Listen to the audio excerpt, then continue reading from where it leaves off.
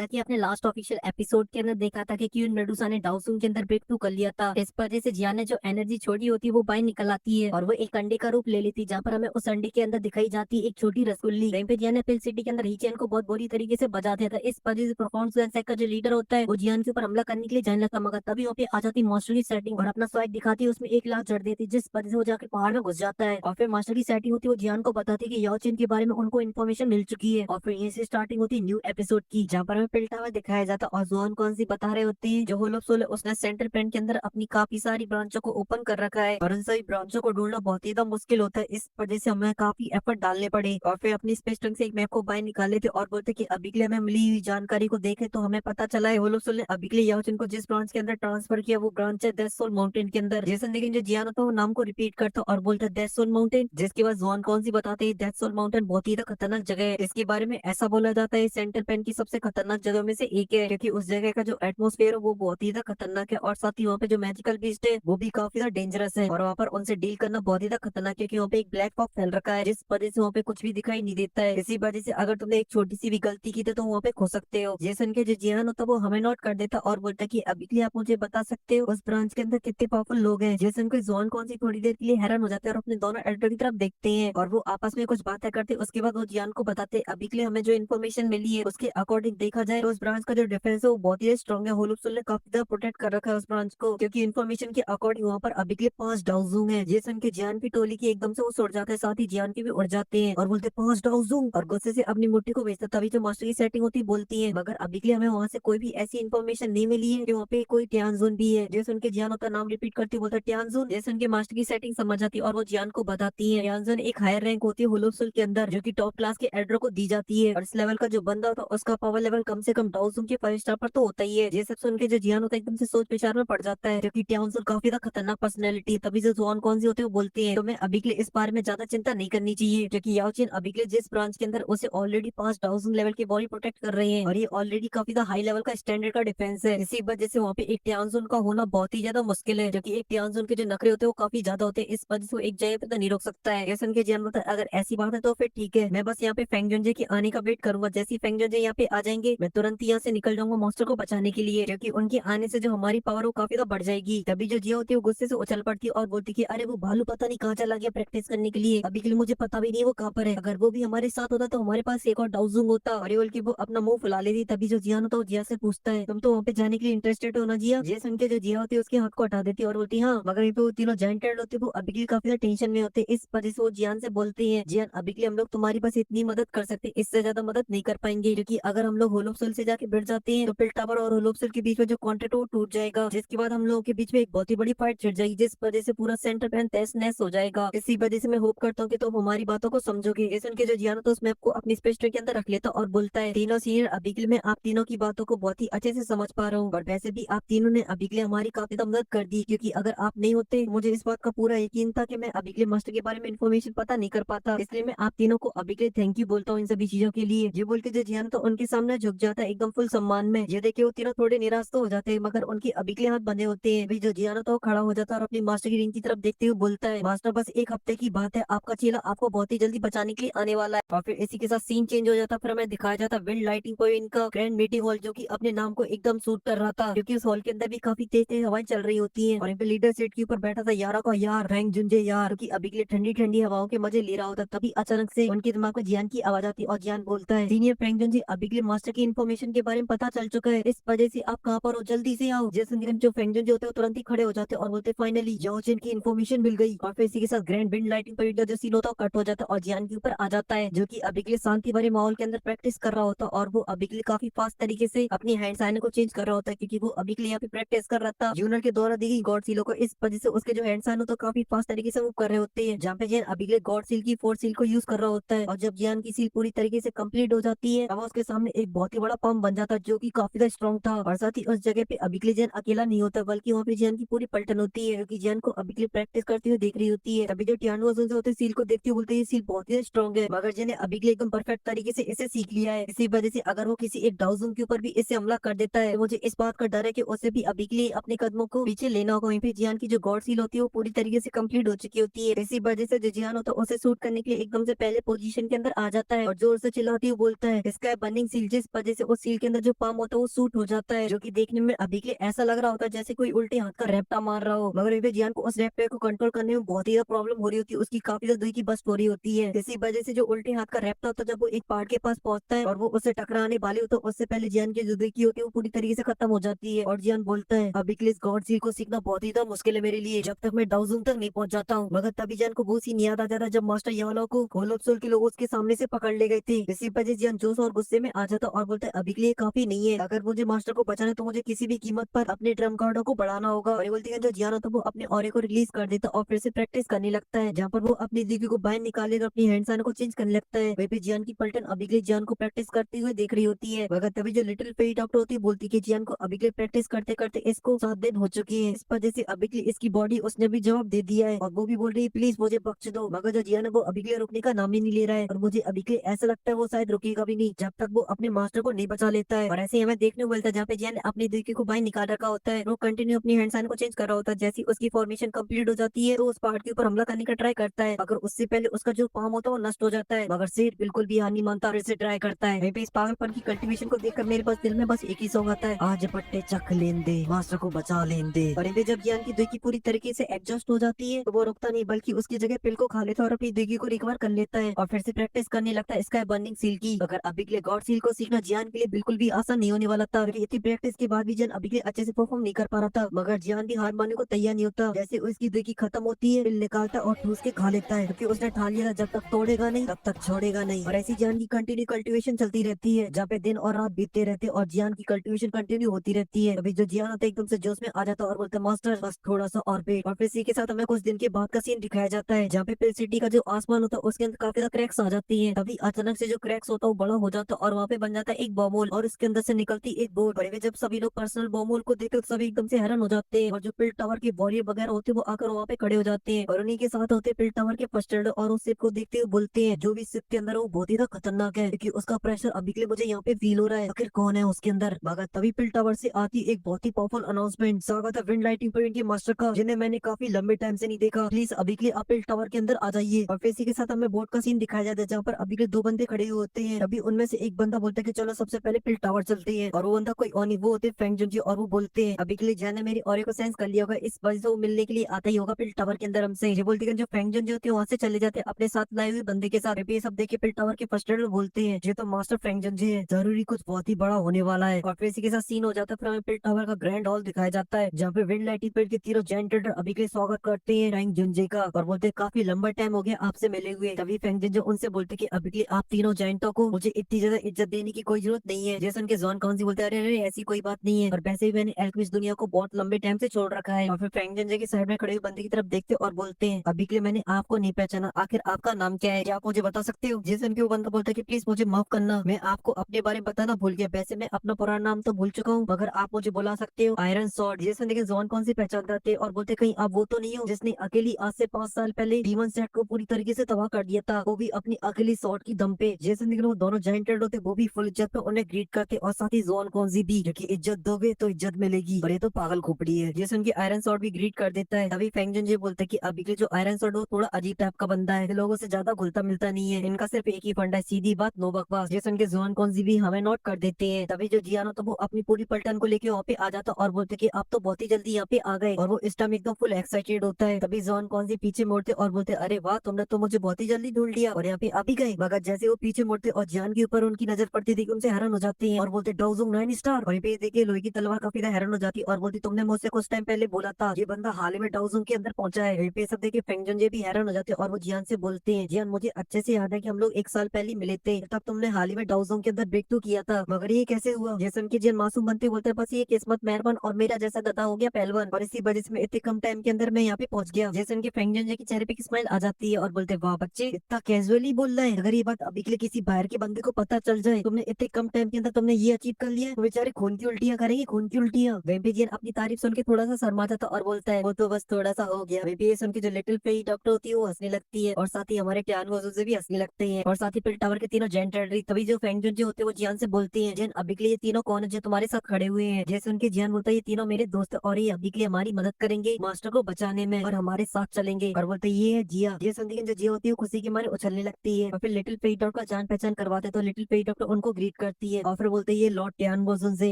से भी उन्हें ग्रीट करते हैं। तो फेंग जंजी और वो आयरन सॉर्ड भी ग्रीट करता है। वहीं पे ये सब देख के जो लोहे की तलवार होती है बोलती है अभी के लिए 2 डाउजुंग लेवल के वॉरियर और खुद डाउजुंग 9 स्टार पर, और वो भी इसने अभी के 1 साल के अंदर ही अपने साथ खड़े कर लिए। तो ये सुन के फेंग जंजी उसके मन में बोलते हैं हाँ तुमने सही बोला, ये लड़का बहुत ही ज्यादा खतरनाक है, आगे चल के सबकी बैंड बजा देगा। मगर अभी के लिए हमें इतना ज्यादा हैरान नहीं होना चाहिए क्योंकि ये उस खूसर बुड्ढे का डिसाइबल है, इस वजह से नॉर्मल कैसे हो सकता है। और ऐसी उनकी अभी के लिए मनी मन में बातें चल रही होती है, वहीं पे ज्यादा चल रही होती कबाई। तभी जो फेंग जो होते हैं वो आगे आते हैं और इंट्रोड्यूस कराते हुए बोलते हैं ये है लोहे की तलवार जो अभी के लिए हम लोगों के साथ चलेगा याचन को बचाने के लिए। वैसे तो मैं काफी सारे लोगों के पास गया था इस मिशन को लेकर, अगर जब लोगों को पता चलता कि होल ऑफ सोल इसके अंदर इन्वॉल्व है तो सभी की डर के मारे पैंट गीली हो जाती है। बस ये इकलौती लोहे की तलवार है जो अभी के लिए हमारी मदद करने के लिए मानी थी, और साथ ही ये पुराने खिलाड़ी इस वजह से इनके पास काफी ज्यादा एक्सपीरियंस है और ये एक्सपीरियंस हमें काफी ज्यादा काम आएगा, जिससे हम लोग काफी सारी मुसीबत से बच जाएंगे। ये सब सुनते हैं जो जिहानो तो तुरंत ही उन्हें ग्रीट करता और बोलते कि थैंक यू, आप अभी के लिए इस खतरनाक मिशन के अंदर हमारी हेल्प कर रहे हो और ये एहसान को जिहान कभी भी नहीं भूलेगा आपके। ये सब सुन के लोहे की तलवार बोलती है अरे ये सब की कोई जरूरत नहीं है और फिलहाल के लिए अब मुझे किसी बात की कोई भी चिंता नहीं है, बस मैं उसे बचाना चाहता हूँ, वो भी किसी भी कीमत पे, चाहे उसके बदले मुझे अपनी जान क्यों ना देनी पड़े, अगर मैं उसे बचा के रहूंगा। वहीं पे जो जियान तो इस सारे जोश को सुन के एकदम फुल इम्प्रेस हो जाता है और उन्हें ग्रीट करता है। मगर वहीं पे हमारा जो छोटा पैकेट होता है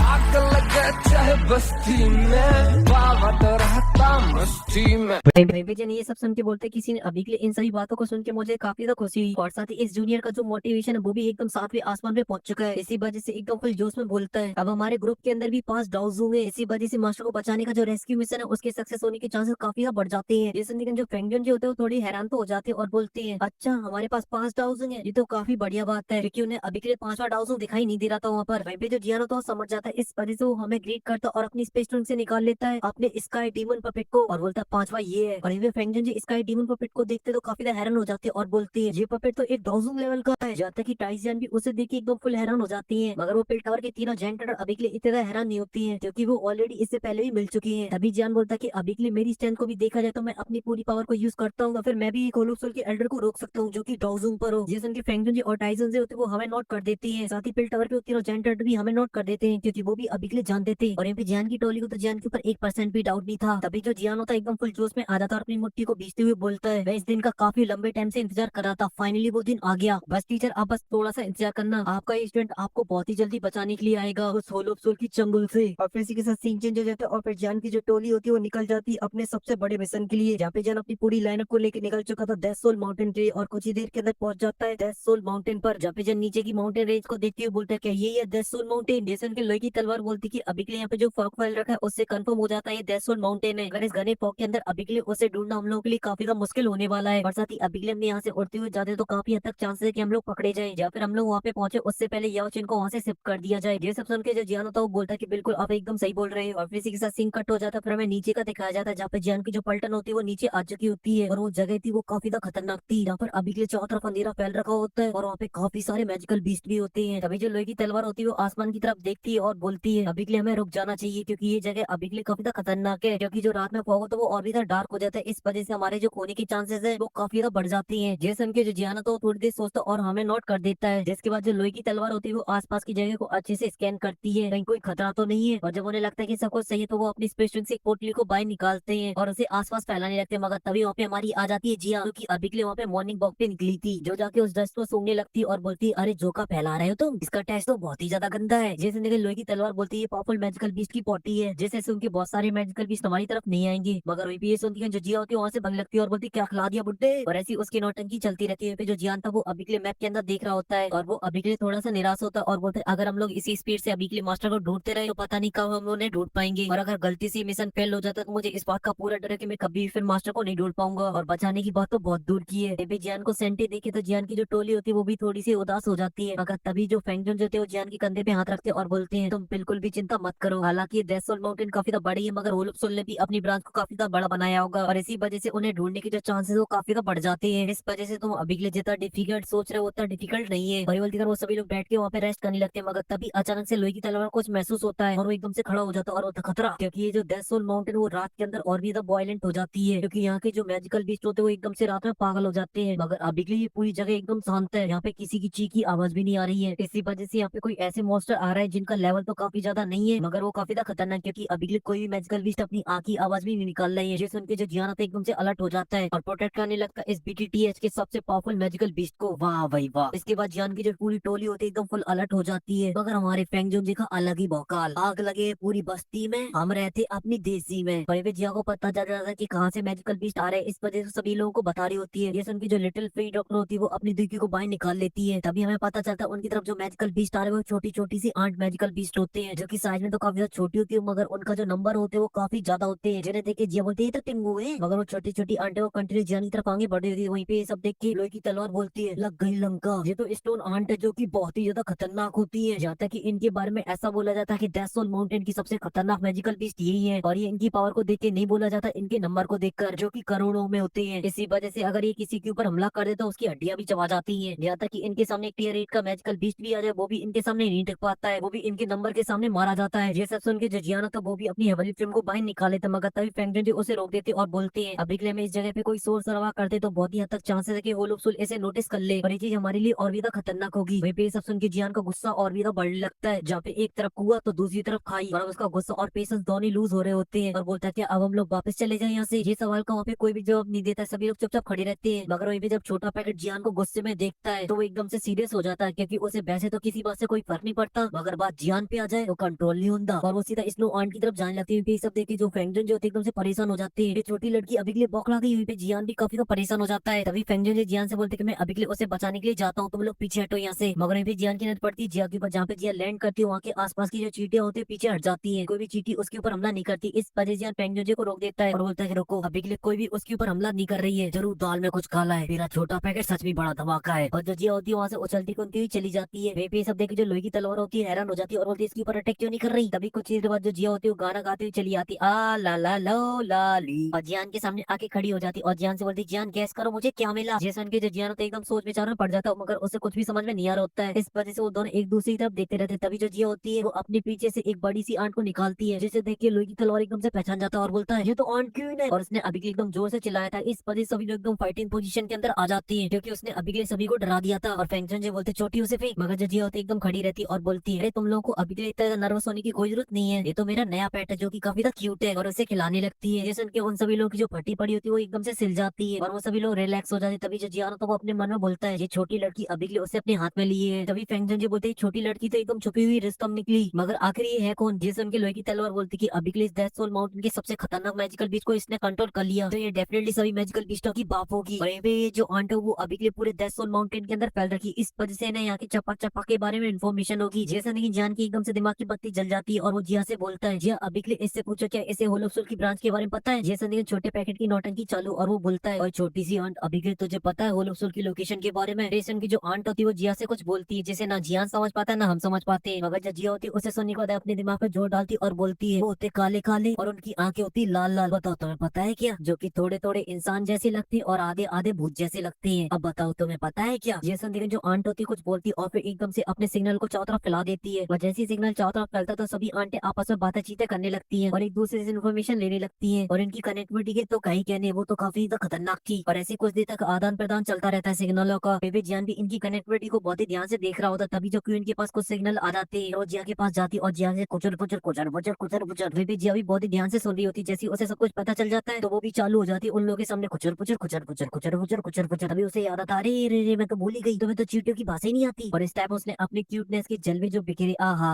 क्या क्यूटनेस थी। तभी वो जियान से बोलती कि जन अभी के लिए मुझे पता चल चुका है होलोप्सुल की प्लेस के बारे में, जो कि यहाँ से ज्यादा दूर नहीं है, इस वजह से तुम मेरे पीछे पीछे आओ। ये बोल के जियान वहाँ से निकल जाती तो वो सभी लोग भी जिया के पीछे पीछे जाने लगते हैं और उनकी जो स्पीड होती है काफी फास्ट होती है, क्योंकि उन्हें अभी के लिए पता था उन्हें कहाँ पे जाना है। तभी जो जिया होती है एक जगह पे आके रुक जाती है, क्योंकि जो आइन क्वीन थी वो अभी के लिए लोकेशन के बारे में पता कर रही होती है, इस वजह से यहाँ देख रही थी वहाँ देख रही थी यहाँ देख रही थी वहाँ देख रही थी। जब उसे पता चल जाता है तो जिया सभी लोगों को बताती है किस तरफ जाना है, तो वो सभी लोग एकदम फुल स्पीड से वहाँ से जाने लगते हैं। और जाते जाते फेंगजन जी बोलते कि अभी के लिए हम लोग इसी स्पीड से आगे बढ़ते रहे तो हम लोग कुछ ही देर के अंदर होलोप्सुल की ब्रांच पहुंच जाएंगे। जैसे उनकी जान के चेहरे पे एक स्माइल आ जाती है और बोलता है ये सब कुछ छोटी लड़की की वजह से है, क्योंकि ये जो मेरा छोटा पैकेट है वो बहुत ही बड़ा धमाका है। कहीं पे जो लोहे की तलवार होती है बेचारी टेंशन में होती है, क्योंकि उसे समझ में नहीं आ रहा तो अभी के किस लोगों के बीच में फंस चुका है। यहाँ पे बच्चे अलग ही कांड कर रहे हैं, एक ने स्नो आंट को पकड़ रखा है, उसे कल्टीवेशन ही आहा। और ये जियान का जो सफर था अब वो काफी ज्यादा स्मूथ हो चुका था, और फिर इसी के साथ सीन होता है वो कट हो जाता है। फिर हमें होलोप्सुल की बड़ी सी ब्रांच दिखाई जाती है, जिसके एक बड़े से हॉल के अंदर काफी सारी सोलो को कैद कर रखा होता है, और उन्हीं सोलो के बीच में होती है सबसे बड़ी सोल लेजेंड याओ की, जिनकी हालत अभी के लिए काफी ज्यादा खराब हो रखी होती है और उन्हें चैनों से बांध रखा था, जो कि उनकी एनर्जी को एब्जॉर्ब कर रही होती है। मगर तभी हमें अचानक से एक बड़ी सी आंख दिखाई जाती है जो कि किसी के ऊपर नजर रख रही थी। और इसी के साथ ये जो एपिसोड होता तो वो यहीं पे खत्म हो जाता है। और इसका जो नेक्स्ट एपिसोड है वो बहुत ही ज्यादा खतरनाक होने वाला है, क्योंकि उसके अंदर होगा एकदम फुल एक्शन। मैं मिलता हूँ आपसे, फिलहाल के लिए आप इस वीडियो को लाइक कर दीजिए, साथ ही चैनल को भी सब्सक्राइब। मैं मिलता हूँ आपसे नेक्स्ट वीडियो में, तब तक के लिए बाय।